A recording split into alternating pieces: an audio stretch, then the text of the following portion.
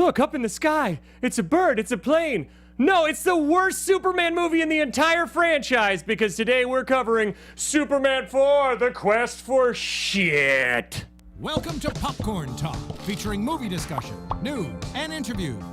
Popcorn Talk. We talk movies. And now, here's Popcorn Talk's Guilty Movie Pleasure. Ready? Superman's gonna fly again. Reuse the same effect over and over again. Oh man, I know. Okay, just to clear up real quick, the movie is called Superman 4: The Quest for Peace. Shit. Oh, for peace. Quest for Peace, but this movie is a quest for shit. They found it. Oh my goodness, Success. We are covering Superman 4: The Quest for Peace here on Guilty Movie Pleasures in honor, or I guess it's not in honor. No, we are of honoring. Justice League coming out, which I'm seeing tomorrow night, and I'm very hopeful. I'm very cautiously optimistic that it'll at least be a fun ride. I really want it to be good. Hey, I'm your host, Ben Begley, and over here, as always, with me is... Hi, I'm Jesse Hey, McIntosh. look at that. Where can they find you, Jesse? You can find me on Twitter and Instagram at Too Much Jesse. Yeah, you can find me at the Ben Begley, and you can find us at Guilty Movie Guys, where we talk all things guilty movie pleasures, sometimes not so guilty.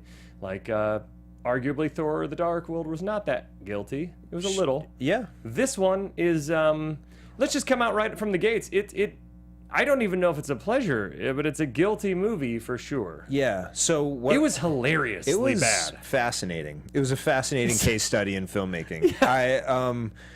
So we're going to talk about this movie for about 45 minutes, Yep. right? Which I think might be more than the people who made Superman 4 ever talked about it prior to making it. Yeah. I think they just like did it. Had you seen it before? No.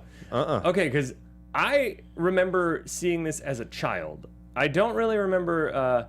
I remember Superman 1 I thought was cool but boring because I didn't understand. I didn't like the farm stuff. But seeing Superman 1 as an adult, obviously, it's really, really good. It's an interesting... It's a really, really good movie. The first Superman's one of the best superhero movies out there. But yeah. so you're pro-Superman, but you're against farms. Apparently, as a child, I was really bored with growing up in Smallville. Yeah. Superman 2, I sort of remembered as a kid and really love it now as an adult. 3, I haven't watched since I was a kid, but I remember specifically the woman who got like attacked by metal or something, and it freaked me out, and I never watched it again. Okay. But this one was the most kid-friendly, and I remember loving this, and I even got like, they still do this now, where they made like a storybook based on the movie, where it's just basically a paragraph and stills from the movie.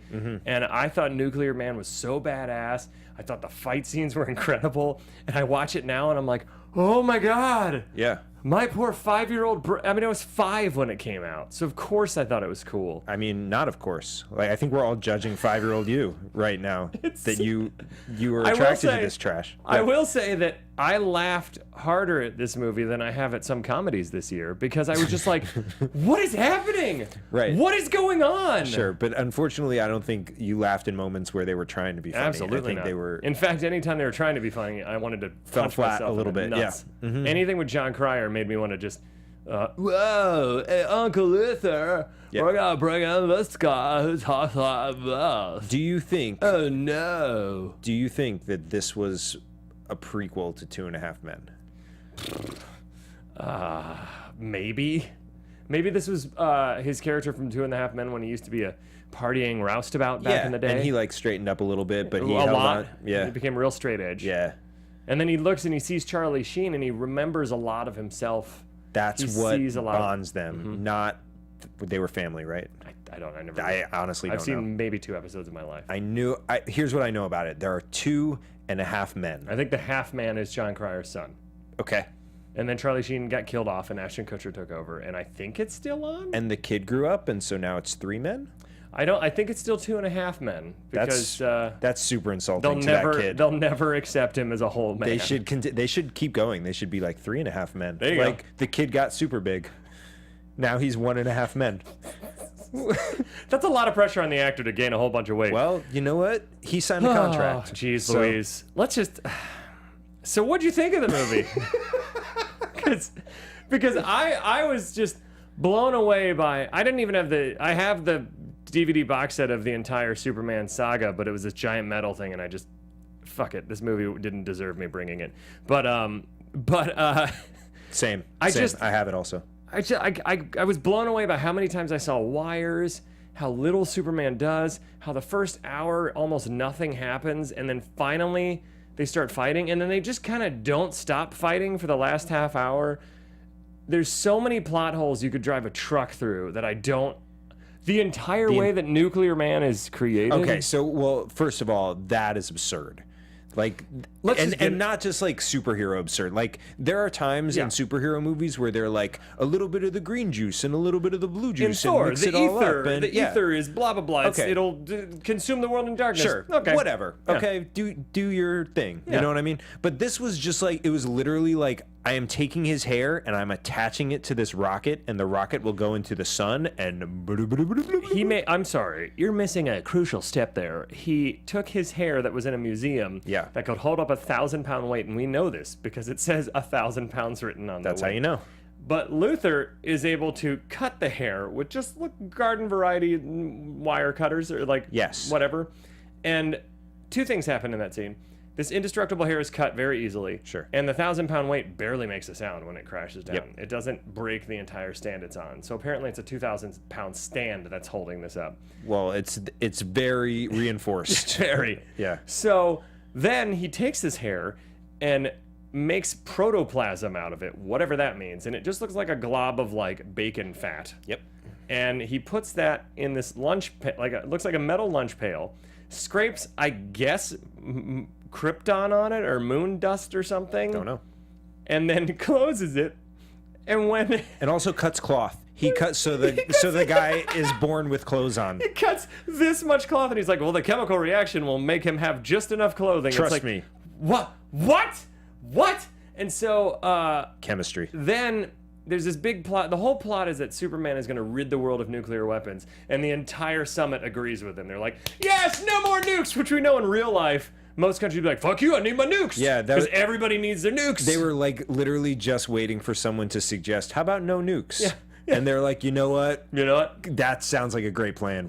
None of us had brainstormed that. I know we're jumping around. We'll get to the plot in a few minutes, but it's such a silly scene where the answer then is all the countries fire their nukes into the air. Superman catches them, throws them into a giant net in space. Okay, hold on. Because they did not fire them into the air. They fired them into space. They were all in space already. So, like, they're not going to re-enter the atmosphere, right? They're already in outer space. Why didn't they just detonate them in space? Why didn't he just let them go at that point? Like, we never see him take them and throw them into space. Everyone's just voluntarily launching them into space. We see him take the last few, and then there's the reveal that he's been gathering them all in this giant net. Right. And he locks it and spins it around and flings it into the sun. He flings like 300 nuclear bombs into the sun, which, by the way, would probably destroy the sun. The world. The sun would be destroyed. We would go into a second ice age, and everybody would be like, "Thanks a lot, Superman. We'd rather have our fucking nukes than you." And you know what? Like, just like throw them anywhere else. Do you know what I mean? Like, space is, you know what though, infinite. I agree with that, but I wrote that down and I was like, before I realized he was swinging it into the sun, I was like, man, Superman's just gonna throw these out into space? That's really irresponsible. What if an alien race gets these and then comes back to, and I was like, oh, it's the sun. Oh, that makes even less sense. Right. That was my roller coaster of emotions. Maybe the moon. We don't really need the moon, right? Well, that's another part. Why not talk about that? Later on, he moves the moon to block Nuclear Man's powers, which would totally fuck up the gravitational alignment of our poles, and we would have tidal waves and all kinds of stuff, I think. Science. And maybe. just to science? take a quick step back from the science problems with this movie, Superman at this point has reconciled the fact that he is a citizen of Earth, right? He is a man of Earth. Yeah. That meant to the creators that when he got to the moon, he was obsessed with making sure the American flag was straight and flying. I don't know if you knew this, but Earth is America. Other way. I mean, America is Earth, as we all know. Right. Everyone else is second class. Holy shit, we have so much to talk about. So let's get into the plot in under 3 minutes, because clearly this movie is a train wreck of ridiculousness. Are we ready in the booth? All right, here goes.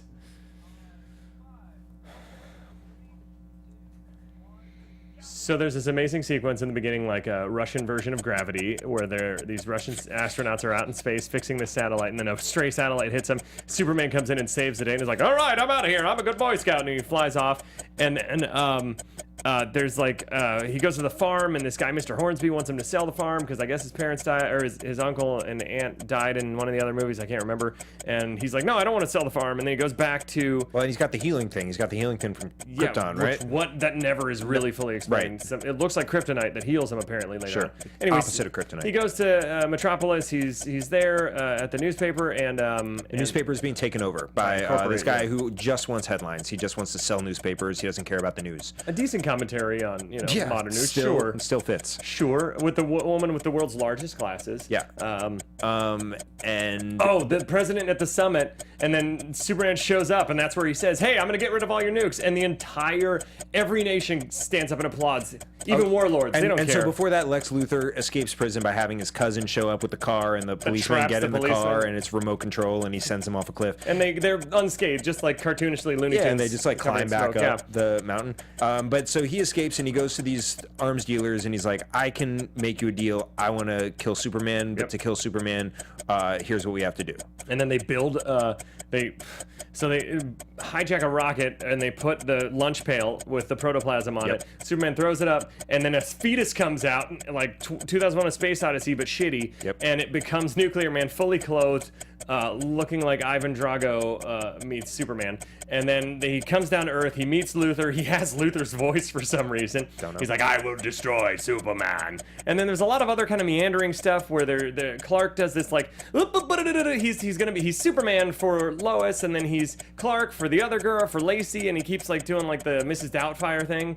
And then Nuclear Man starts attacking. Right, and so then they fight all over the place, all right? Over the place, so everywhere. Nuclear Man is like, I will destroy the people unless you show me where the girl is. And for some reason, he wants the girl. Yeah, he picks up the Statue of Liberty and is gonna throw it. Yeah, and then he scratches Superman, and then Superman is getting sick because he can't deal with it. Yeah, he gets real old and sick, and then he uses the healing power. So we guess he doesn't. They don't ever show it. We assume, but this is the only time he can use it, and now his planet's gone forever.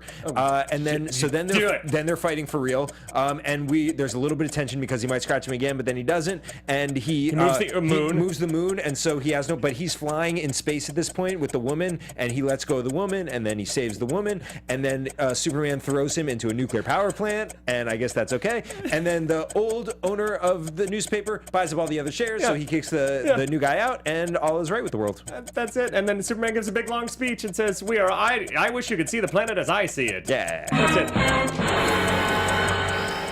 it. Okay, here goes. Well, let's buckle up. We're gonna get into this. Okay, so man, the first sequence is decent with the Russians and the saving them in space and that. It's okay. Sure. But the effects look worse than the first movie, and this movie came out like 7 or 8 years later. It doesn't make any sense. It was really, really funny to have the one astronaut working out in space and have the whatever it was, like a satellite come by and just clip the person. Like such perfect trajectory. It just clipped the person. Yeah. And then by the way, why wouldn't that person be killed by getting clipped by a satellite in space? And then Superman lets him, when Superman saves the person, he lets him back in by opening the door, and like, I don't really know about space, but like everyone is pretty cool just like with the door open in space, and they no don't one have seems suits on affected at at that all. point, do they? I think they might. Either way, there's usually an airlock of some sort. Right. Because you get sucked out. Everything I know from alien movies is if there's a breach in the hull, you get sucked out into space. Correct. So, yeah, they play real fast and loose with the laws of physics. They didn't investigate space physics for this movie. They didn't investigate at all. anything. Nope. So then we go to Smallville, and the thing is, the one really still decent thing is that Christopher Reeves is still really good as Superman, even though he's in a shitty movie. Like, he embodies this goodness. And even when he's Clark Kent, in all those movies, what I really noticed that I don't think Henry Cavill has hit yet is the awkwardness of Clark Kent. Like, even though it's some of the shit they do in this is really stupid, like the Jazzercise class where Clark Kent is like, oh, I don't know how to work out. He still had the physicality's different. So, because it's always such a suspension of disbelief to be like, oh, Superman puts on glasses and suddenly everybody who's super close to him and who've been face to face with Superman don't get it. Yes. But when the way Christopher Reeves plays it it's believable because he's so dopey and nobody would assume that'd be like if I was Superman, you'd be like, Yeah, right, Begley. Yeah, maybe. But I've also, like, if I saw If you knew me for Superman 8 and I years, knew you, and I'd be like, oh, that's Begley with glasses on. What I'm saying is it's still a leap in logic, but it's the best screen. That's why I like that the new one in Man of Steel, they just come out right away and Lois finds out the first movie. Because that's so much better than having Lois be completely blind like she is in this movie still. Yeah. I guess. I couldn't tell, though. Maybe I'm forgetting something from Superman 3 where, like, she... So what it seemed like, because they do have that moment, they have that moment where he, like, is connecting with her and, like, unloading his problems as Superman onto her when they're, like, flying together. Yeah. And then as soon as they land and they kiss, it seems like her memory like he does something to erase that little bit of her memory. I'm sure there's something in one of the other... Actually, I'm hoping there isn't. I'm hoping that's just something that makes no sense. Yeah. And Lois seems drunk in some of the scenes, I feel like. She was a tough watch. She may have had to... Because she's great in the original. Yeah. Everybody... She was a real tough watch. You can tell everybody was just like, whoof. So then they go to... so there's this farm exposition that you got, clip number 1, where he uncovers this... the last of his ship, and just conveniently... as if it's the first time, his mother's voice comes on telling him everything. Well, yeah, exactly. And also, like, was there a point in any of the 3 previous Superman movies where we had investigated this little cove in his shed? It's been so long, I don't remember. But maybe, or maybe it's just... Is this like a music box where every time he opens it, it's like, Clark, this is the exposition in case you forgot it from last time. Yeah, this is like an alien answering machine. You know how you used to, like, save messages? Let's play clip number 1. I pray you have made a safe journey. The yellow sun of your new home will give you great physical powers. He already knows this from 3 but it cannot movies. consume your spirit. Placed aboard this vessel is an energy module. All that remains is of a once powerful civilization. It's fucking green. It looks like kryptonite. Your mother planet. Yes. It is my last gift to you. No explanation. Once removed, the ship will grow cold and silent, and you will be finally alone. And instead The of... power in the module I thought it was done. used but once. Okay, so the power in the mod... Wisely. Jesus Christ, it's so... Shut up! So it's... So she says the power in the module can be used at once. And once you take this out, the ship will grow cold and you'll be alone. And there's no even hesitation. It's like, well... He just grabs it and puts it in the pocket that's hanging. But then he doesn't use it at once. He doesn't use it. And everything I know about Superman, from everything I've ever read in the comics and everything I've ever been told in the movies, is kryptonite comes from Krypton and it affects him differently on Earth, I think, where it kills him. Kryptonite kills him. Right, so I don't know what this is. This seems to just be some energy source that isn't kryptonite. The exact same color as kryptonite, which is super fucking confusing. It's the only color that exists on Krypton. But you gotta, it's like when you're going camping and you're getting the good berries or the bad berries, you know? The red berries, there's good red berries, but there's bad red berries too. Yeah. This is the good green and bad green of Krypton. I don't fucking know. That's exactly what it is. So then there's the dude that wants the farm and that never pays off. Like, he's just like, you gotta sell the farm, and then they never go back to that storyline, so there's no need for it. Never even go back to the farm. Can we play clip number 2? Today, nobody wants a farm. Now, you blink your eye and they'll all be gone. That's progress. How is that progress? I have no idea. How is it progress to have no more crops? Nobody wants a farm. They want grocery stores and shopping centers. How do we get food for those grocery stores? And That's not for you to worry about. Nope. Today, Junior, is what it sounds like in the beginning. That's just another logic gap thing right there. Yeah. It's just, Nobody wants farms. nobody. It's progress. I may not want to live on a farm, but I want them to exist. I would like for farms to happen. Yeah. I am pro-farm, guys. Boy, is that a departure from where you were as a child. You know, as a child, I was anti-farm. Yeah. And I've grown to understand farms more. This is human evolution, folks. Yep. For those of you on Twitter who have been attacking me saying I'm anti-farm still, I've changed. I am pro-farm. I just don't want to live on one. Talking to you, Corey. Yeah, Corey. You were on here on the show and you thought I was anti-farm still. Jesus Christ. Jesus. So we go, God bless America. Lex Luthor is now basically just a bumbling, he goes from being this really cool villain in the first movie to just being like a bad Rocky and Bullwinkle villain is what him and John Cryer feel like in this. I think it's his nephew Lenny or some shit. But then let's play clip number B1. This is when he escapes. Well, first off, he escapes from a chain gang by his nephew showing up in a car, and the cops going, "Well, that's a cool car. Can we get in?" Surrounded by hardened criminals. And he goes, "Sure, guys." And then he rolls up the windows, traps him in it, rolls him off a cliff, and it blows up. And you think, "Oh shit, he just killed 2 cops." No, they crawl out and they're just covered in smoke. Yeah. Like Looney Tunes again. I mean, obviously the car blew up. Yeah. But this was like, which one was it where they were in the ice cream? Oh, Killer Clowns from Outer Yeah, Space. Killer Clowns from Outer Space. Killer Clowns from Outer Space has better physics than this movie. All right, let's play clip number B1.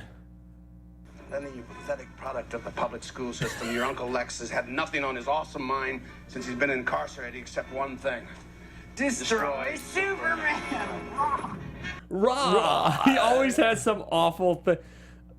Destroy Superman. Raw. So here's the problem. We've already discussed the many number of problems with this particular scene. Additionally, Lex Luthor is a known criminal.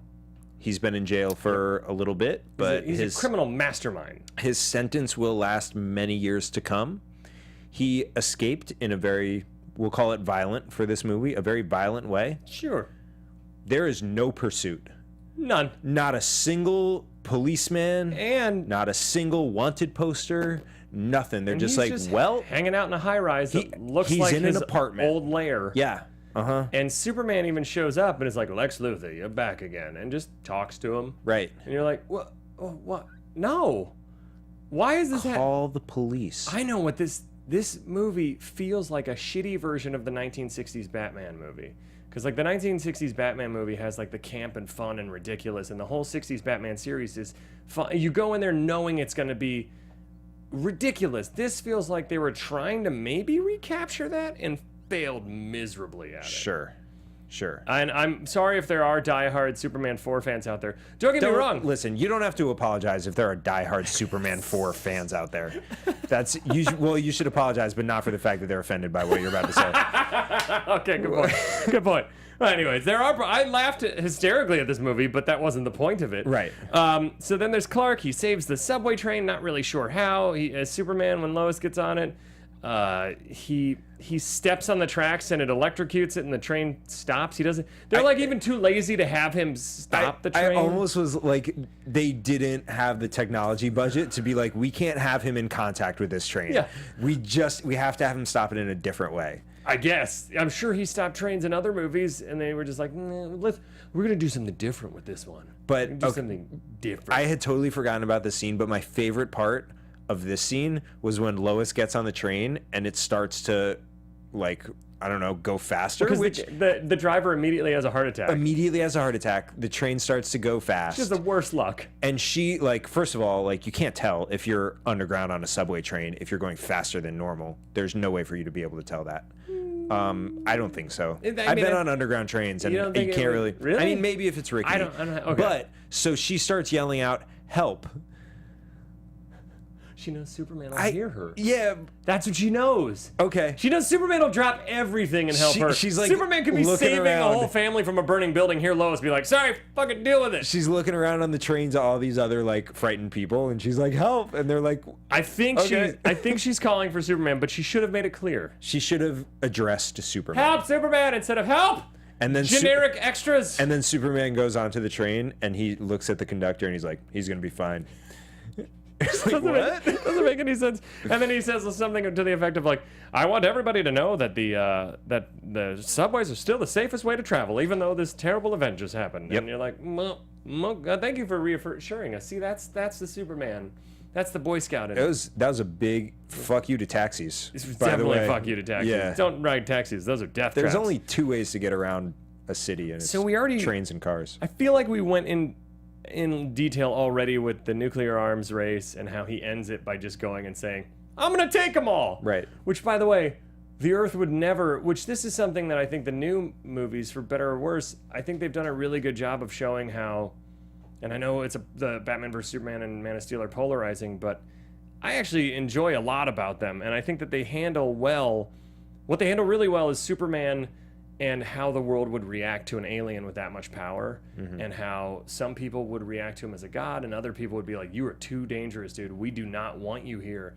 And I think they've done that well. The thing I think that I'm hoping they capture in Justice League that they haven't fully got yet is the hope of Superman, is the brightness, because he's supposed to be what we all aspire to be. He's not supposed to be morose and feeling burdened by being a hero, which I feel like they focus too much on the burden, which is why so many people have so many issues with it. Don't get me wrong, I actually am not a hater of those movies. I think they're messy, but I enjoy them. But anyways, that was my little tangent on the new movies. So we went over the nuclear arms race, Lex in the museum cutting the hair, we already went over ad nauseum. What else? Oh god. So he goes to the Fortress of Solitude, talks to two elders that I guess are still alive from the planet somewhere, just waiting for his call. I guess it's, you know what they should have done? The elders should have recorded a message and left it in a shed bunker that just disappears. That he could have, that he could have just opened up. It would have been more convenient for him. I did skip 2 sound clips. Can we play? This is the new dickhead boss at the Daily Planet. Can we play clip number 3? Don't tell me you only read the pictures. Oh no, that's the old boss the old getting mad at the new boss. Yes. And little known fact: when I first started reading comics, reading them as a child, my parents bought them for me to get me to read at a very young age, and I literally would just look at the pictures. So since I've gone back in my adult life and read stuff, I'm like, holy shit, I didn't know this happened. And my dad looked at me and just said, "Don't tell me you only read the pictures." I thought I got everything out of the pictures. When I was a teenager, I had a subscription to Playboy. Really? And how'd you sneak that? Well, you know those like you have a P.O. box? Yeah, exactly. Yep. Picked it up at the post office every day.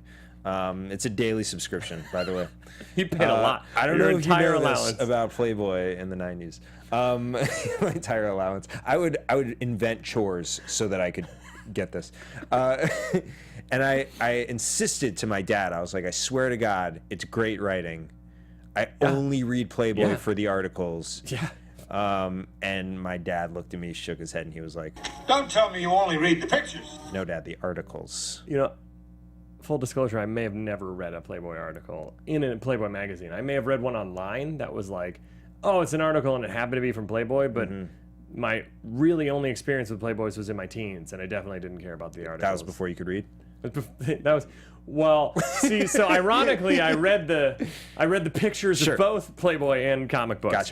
Gotcha. We also forgot to mention the world's worst acting in the classroom that spawns Superman to go to the summit, because this kid named Jeremy, who talks like this, he's like an 11-year-old boy, and he talks like he was voiced over by a 30-year-old. It was very surprising. And can we play clip number 4? Now, is there anything we can do? Doesn't anyone have a suggestion? This is in a classroom, by the way. All right. I'll make a suggestion. Why don't we write to our congressman? That'll do a lot of good. Somebody has to be an optimist. That was the kid. That'll do a lot of good. Somebody has to be an optimist. I feel that way kind of nowadays, where it's like when people are like, write to your congressman, it's like, yeah, I'm going to write to my congressman in California where they already agree with me. Yeah. And they're already getting everybody saying, yeah, we agree with you. I need to move to a state that I disagree with my congressman. I don't want to. But I don't think it'll... Yeah. But then, anytime they've said, like, call Paul Ryan about something, it's always a voicemail. It's like, Paul Ryan's voicemail is full right now. Do you know it's why? Like, what the fuck? This doesn't make... Do you know Somebody's why? got to be optimistic. No, it's because I call Paul Ryan and Every leave day. 5-minute messages That's why. about life. I just want to chat his ear off about sports and fashion. Every time you do that, I say, that'll do a lot of good. It's weird. I just become this child every time. It's very strange. Oh my god. So then there's that weird, I don't know what too much thinking was. What's that? Well, let's just play it. Clip Let's number hear 5. Good. Too much thinking wears down your batteries. That was Lois, but I don't remember. You know what? I said I wouldn't do a political joke unless it was perfect. And I feel like this actually ties in because Trump actually said, this isn't even making fun of him, this is a direct quote from him. He said that he stopped working out at a certain age when he became an adult because he believes that your body only has so much energy per day, and he wants to use that all for business and deal making. Yep. And so, you know, his whole theory is just this. Good. Too much thinking wears down your batteries. Well, that's why he doesn't think too much either. He just wants to save his batteries for that fight or flight emergency moment. Listen, his number one priority are batteries. Batteries. That's what he is focused on, and anything that detracts from that is a waste of fucking time. Just batteries. Batteries. So I gotta sustain. If I do as little as possible up here and here, I will live longer, okay? Yep. Because I have, it's like I have an energy bar, like not like a protein bar, but like Mortal Kombat, and it's going down every day of my life. But if I don't use it that day, you don't use it. You don't use Hear it. me out. If you don't use it, you don't use it. Okay? Okay? Those are facts. So there's this weird sequence where Lois is, I don't know, brainwashed by him. I'm sure it makes sense from another movie. I don't give a shit. They fly everywhere. It looks horrible. It looks like they're flying in front of... it looks like they hung them by strings and just played a movie behind them. Yes. And it's probably what they did. Yeah. Then the whole nuclear summit happens. Nuclear Man, we already described how he's born, which is just batshit. He comes down to Earth. This movie is like the Rocky IV of the Superman movies, only Rocky IV is awesome. Like Ivan Drago and Rocky, as silly as it is, and how they solve communism by a boxing match, there's still that amazing training montage where Rocky's in the Russian like frozen tundra pulling the chains on the tire, and then there's Ivan Drago getting juiced up, and if he dies, he dies. It's still incredible. And now, granted, it's the silliest and then Rocky V, go for it, it's even sillier, but it's weird to go from a best picture like Rocky to Rocky IV. Sure. Just like it's weird to go from one of the best superhero movies until like recently to Superman 4. It's such a huge... I know Richard Pryor's in the third one and it's more like focused on him because he was hot at the time, but like this movie is... Hot like sexy? Yeah, buddy. Yeah. You know it. I don't know what Gonna Be Parents is. Do you remember this one? This is when they're actually talking about Nuclear Man and they're in the middle of making him, and the nephew says to Lex Luthor... You know what this means, Uncle Lex? What? We're gonna be parents.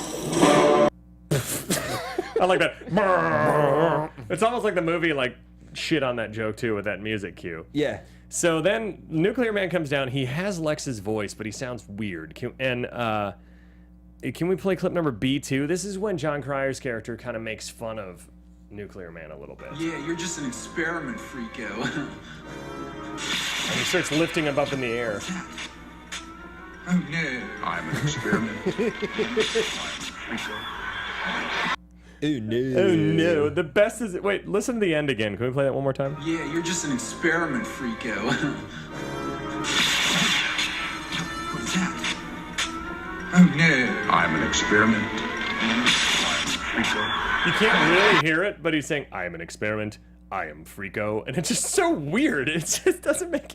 Oh, God. It doesn't make any sense why he has Lex Luthor's voice. Does it make any sense, any more or less sense, that he knows English? No. He probably shouldn't know language, right? From being made from bacon fat and Superman hair and like Krypton dust. Conceding the fact that we made a fully formed human with superpowers by putting a piece of hair and bacon grease and a swab of clothing on a nuclear rocket that goes into the sun. Yep. Conceding that. You know, in hindsight, how Doomsday was created. You haven't seen Batman v Superman. No. But how Doomsday is created in that... You'll see it in 19 years. How Doomsday's created in that makes a lot more sense than this. And if I remember right, it's like Lex Luthor cuts his hands and puts blood in this like genetic pool and makes an abomination between human and Krypton DNA, which I don't understand how that would be stronger than Superman, but it doesn't really matter. Nope. It still makes light years more sense than this. Yes. Like, so hey, whoever wants to be a DC hater out there, it could always be Superman 4. Sure.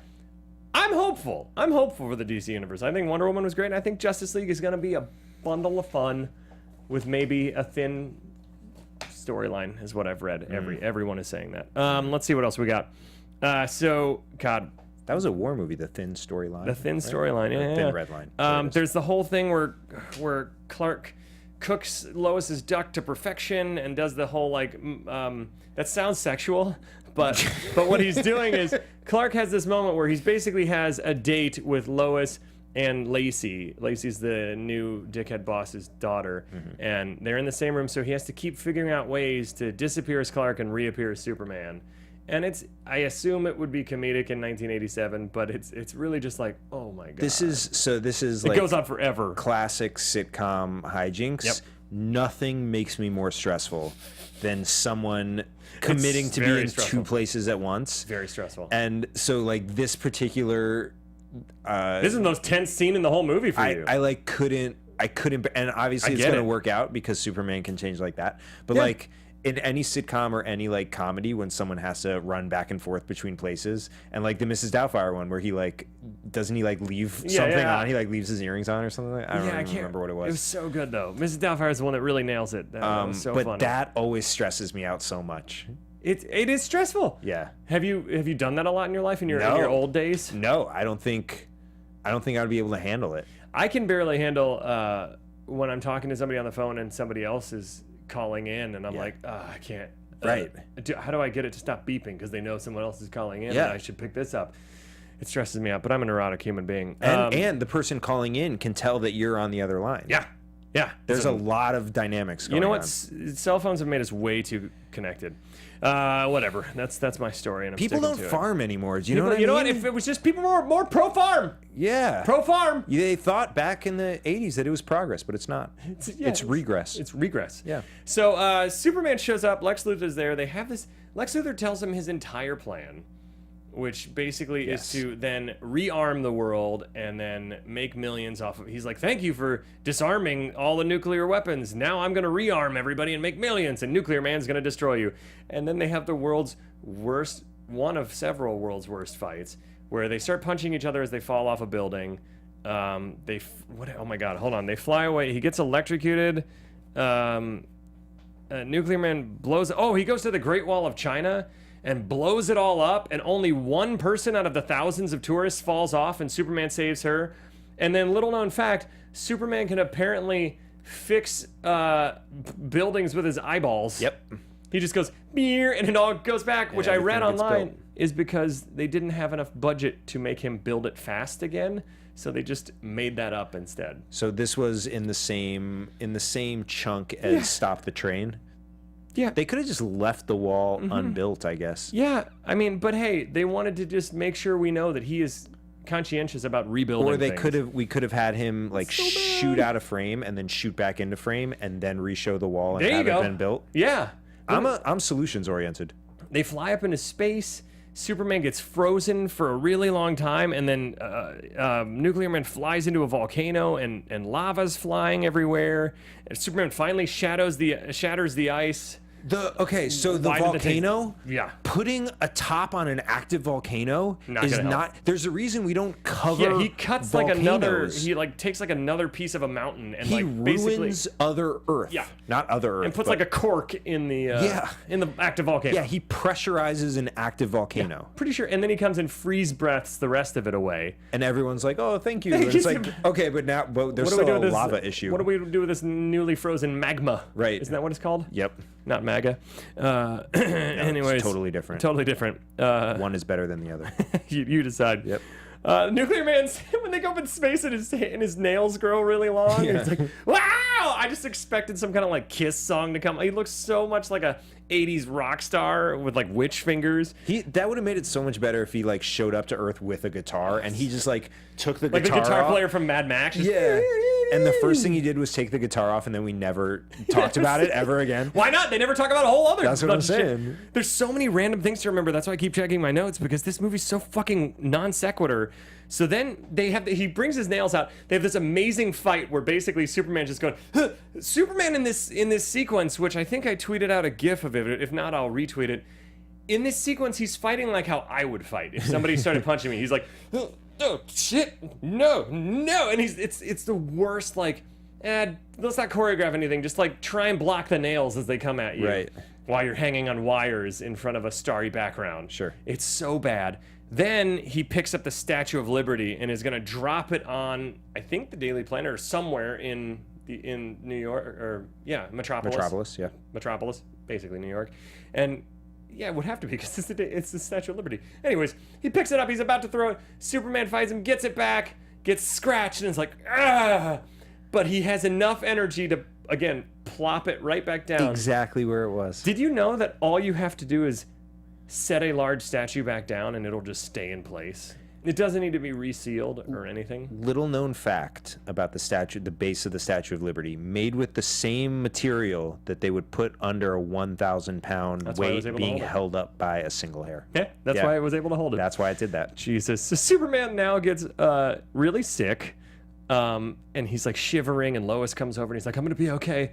And Nuclear Man starts wreaking havoc, and Superman takes a very long time to decide to use this energy. Because it destroyed his planet. And then he brings it out. They never show how he uses it, what it does. Nope. Does he insert it somewhere? Does he eat it? Does he have to crunch it up and like huff it like cocaine? I like what to does believe do? he had to swallow it, and it just took him a bunch of times. Just an entire glass of milk It's like to just swallow that. put it in yogurt, and When you're trying to swallow fish oil pills, you're like, this is fucking huge. Oh my God. it's not natural for me to swallow. And then there's Jesus Christ. Oh God. Okay. How did and then jerks? What's jerks? Let's play clip number 7. Why not? Jeez, what a jerk. Never realized it before. Lacey. I guess a lot of people I know are jerks. Maybe you think the same thing about me. That's why you keep avoiding me. See, so Lacey, the jerk boss's daughter, has a real character arc in this movie. She sure does. She goes from being just all about the tabloids to instantly being changed by Clark's charms and thinking. And Clark gets it all. He gets to kiss Lois and he gets to kiss Lacey. It's like, this guy is two-timing. And you call it charms, but like he's actively trying to avoid this interaction. Yeah. Like he does not want any part of this. But then he kisses her later on, so clearly he's down for both. I mean, let's play clip number 8. I don't remember what it is, but we'll find out. No, Superman makes a different kind of entrance. Superman makes a different kind of entrance as a really loud doorbell. Yep. There we go. Yep. He makes a different kind of entrance, and then Clark shows up, and it's like, no one knows that they're the same person! They're the same person! It's because glasses protect. How can the same guy keep entering the same room and you not understand in that moment? You not see it. Whatever. Dude of Steel. Preaching to the choir. This is another one of the moments where John Cryer has just... It's clear why he's had such longevity. Can we play clip number 9? The Dude of Steel. Boy, are you gonna get it? Boy, are you gonna get it? It's like he's going for half Bill and Ted, half Valley Girl. That's exactly how I was going to describe it. He's like Spicoli mixed with Clueless. It's something. Yeah. It's something. And then we did skip over, because I got so excited about talking about the fight scene, we skipped over the clip number 10, which is Nuclear Man when he instead of destroying Superman, he's going to do this first. Clip 10. First, I have fun. You know, it's weird because I was getting rid of my wife made me get rid of some of my CD collection, and I was bummed out because I liked a lot of them. But she's like, you can just transfer to your computer, and I was like, okay, fine. But first, what I'm going to do is I'm going to set them in the microwave, because if you put a CD in the microwave for about 10 seconds, it shoots out sparks. Yeah. And she was like, what are you doing? I told you to throw away your CDs. And I said, as it's left. First, I have fun. And I'm watching it just. Yeah. Which, by Nothing's the way, more fun than that. Pretty sure that's poisonous. 100%. Pretty sure that's poisonous. 100%. It's like I just poison mixed punched with the poison. microphone. I'm surprised you didn't create a CD human out of that. I didn't have the protoplasm. I didn't have the right protoplasm. Just one ingredient. You know what's crazy is back when I had the Daily Playboy subscription. Yeah. And Not the Daily Planet. No, the Daily Playboy subscription. And my dad was like, are you just going to read the pictures? And I was like, no, Dad, I'm going to read the articles. And he was like, I don't believe you. Give that magazine to me. And I was like... First, I have fun. And you were fighting. That sound was you fighting. Yes. And the magazine was, because they were really crinkly pages. They were super crinkly. Yeah. It was like when they switched the Sun Chips bags to say, hey, these are more Earth friendly because they're crinklier. They were Earth friendly Playboys. They were doing a daily subscription. They had to be. They had to be Earth friendly. Otherwise, it's just irresponsible. They were anti-farm way before it was cool. You mean pro-farm? I've lost track. I don't know. So let's go to Nuclear Man versus Superman Bout 2, where Superman shows up fully healed. We don't know how. Nope. But he swallowed the green thing. And then he swallowed the green fish oil pill. And then Nuclear Man comes in and just, like you said in the recap, just starts fucking wrecking the equivalent of Metropolis' Times Square, blowing up buses, flipping things, cars, making cops go in reverse. Superman's just standing there. He doesn't do anything. He's so this just is weird. standing. This whole exchange was weird because and he goes, the people! Yeah. Stop it, the people! Yeah, and yeah, Nuclear Man is like, I want the girl, and it's like, what? First of all, what? And then like, okay, and then he's like, yeah, I will destroy the people, and then he starts destroying only property. Yep. He doesn't go after any of the people. I guess people are in the cars, but like he's destroying like I forget what he hits, but it's only Why does stuff. Superman let him do that? And then Superman just and stands goes, there and enough, watches him. Yeah. Enough, that's enough. I'll take you to the girl. And then he takes him up there. And God, I don't even remember what his they go through the elevator. His plan is that he traps him in the elevator and takes him up into space, where he then loses his power on the moon, and Superman just basically goes, guess that's it, and leaves him. Well, so he was in the elevator to block the sun, and on Earth it didn't matter. Like on Earth he wasn't getting any sun, but then when he throws the elevator onto the moon, apparently the sun can reach into the elevator. I don't know how it there, happens. and so he like regenerates. He regenerates. They have the world's most hilarious slow motion fight that goes on forever, where it includes this weird growl. B3, please.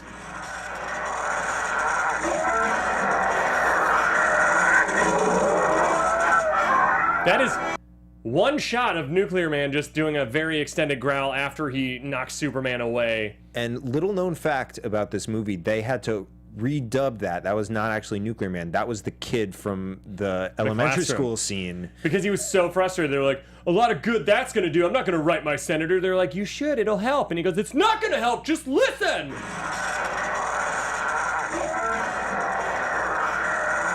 So, long story short, God, Nuclear Man loses his power again. Superman saves the girl. Oh, Superman pushes the moon in front of the sun, like we said, which would totally fuck up Earth.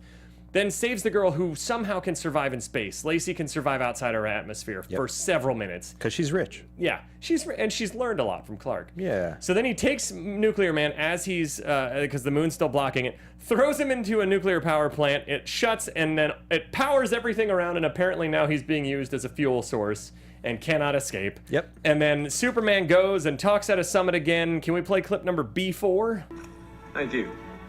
Well, once more, we survived the threat of war and found a fragile peace.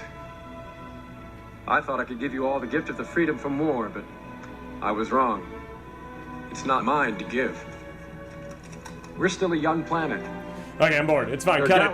We don't have time. We don't have time. Other civilizations. Cut it. I don't even care. Anyways, he says this really moving speech that's actually kind of powerful and nice, and you wish the rest of the movie lived up to it, because I wanted to cut it because I want to play the last clip. This is where Lex and Lenny have gotten away, only to be captured again. But let's hear clip number 11. We'll lay low for a while. A couple of years. I'll come up with a new plan.